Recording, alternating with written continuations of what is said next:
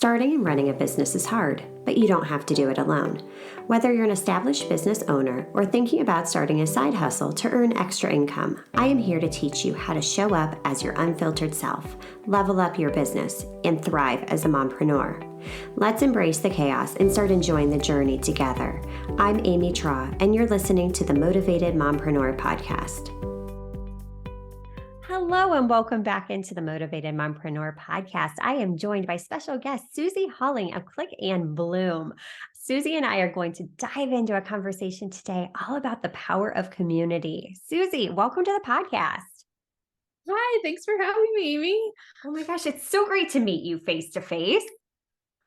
Oh, absolutely. Yes. Your smile just lights up a room, girl. Oh, right back at you. I love it. Well, Suzy, tell us a little bit more about yourself, who you are and what you do. Hi, yeah, thanks. So I am a mom. I have 3 kids, husband, small town. I live on a farm pretty much, and I recently branched out on a new venture to coach photographers, specifically faith-based photographers, to help them flourish in their business and their life and mindset, and just really letting God take the reins of their business. And it's been incredible so far.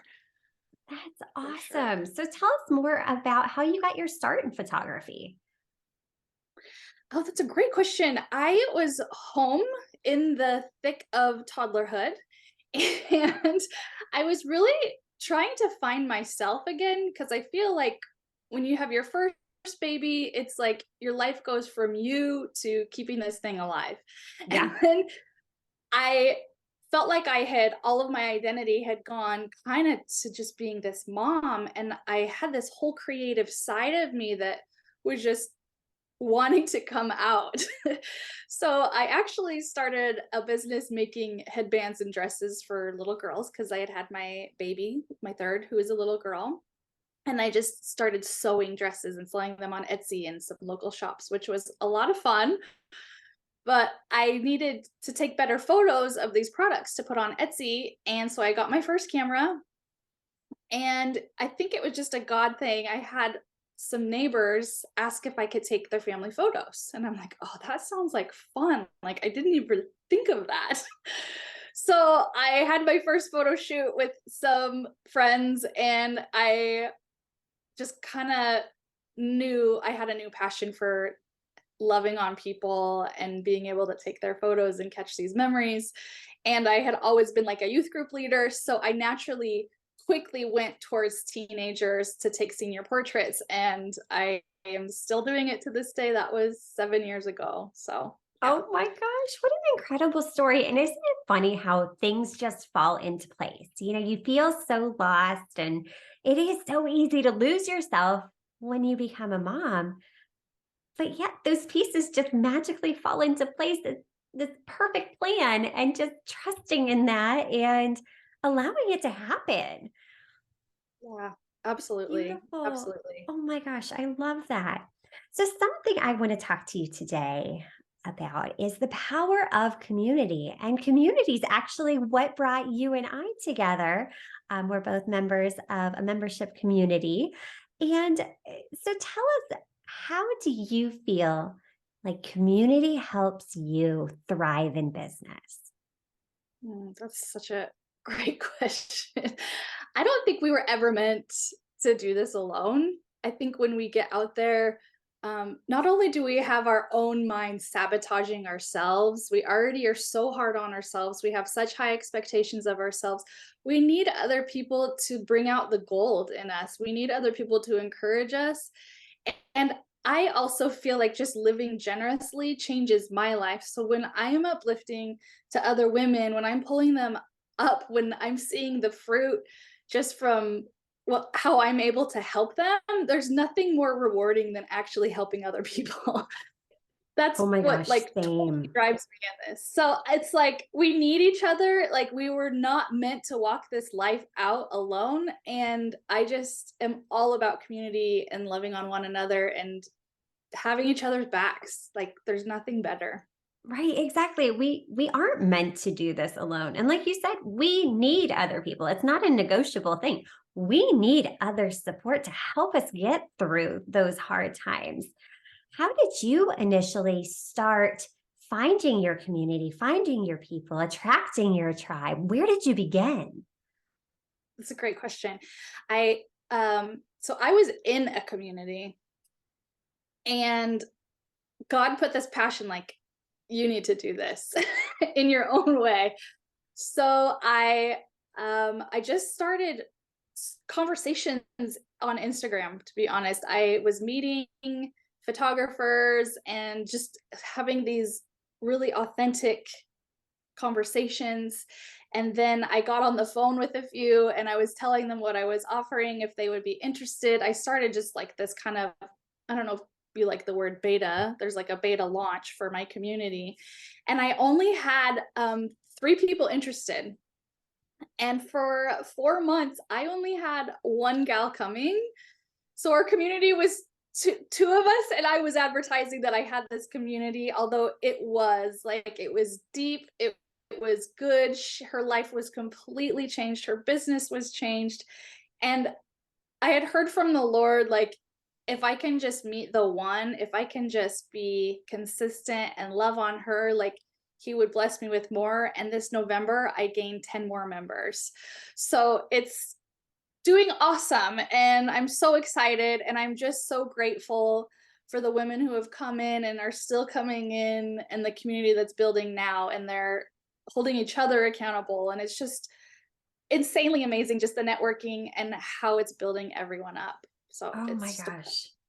That is so good. And I really do appreciate that you took the opportunity to say how you started small. How, you know what, this community, it wasn't just I woke up one day and I have this community of hundreds of women. No, you took action and you kept showing up consistently.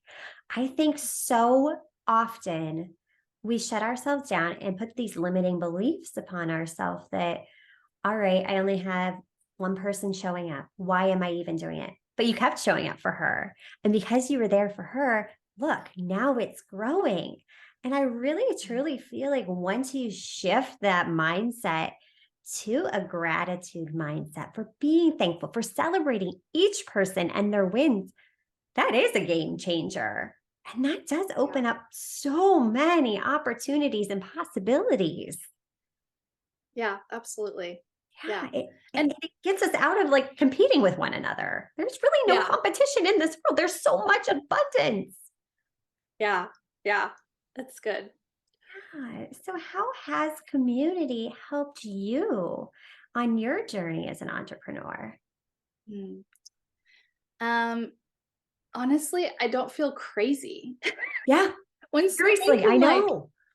relate with you and understand, and just having a listening friend is so powerful. Just to have someone hear you out and just like give you affirmations like, yeah, I get that. I understand that. And I think just being able to process things out loud is big for us as women. Like, we have so many ideas as business owners going around in our heads, and we're spinning so many plates that we feel like we're dropping them. And so to be able to talk to people about the things that we're dropping and how to do this and our overwhelm, like, it's a beautiful thing to be able to come together and just hear each other.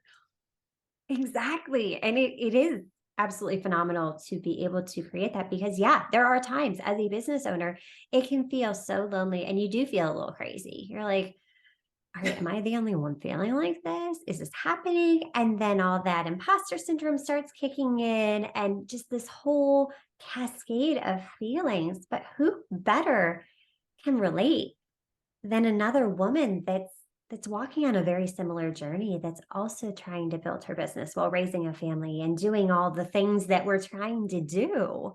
That community is really, kind of a life raft of sorts. It's like, all right, you're sinking. I'm here to help you. You don't have to do this alone. That's hard. Yeah. It's hard to get out of that scarcity mindset. As an entrepreneur, did you ever find yourself dealing with a scarcity mindset? Did you ever have to make that shift, or have you always just been in the attitude of gratitude and abundance?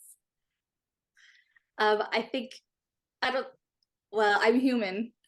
Yep, same. So I definitely I struggled with money, very much scarcity, very much imposter syndrome.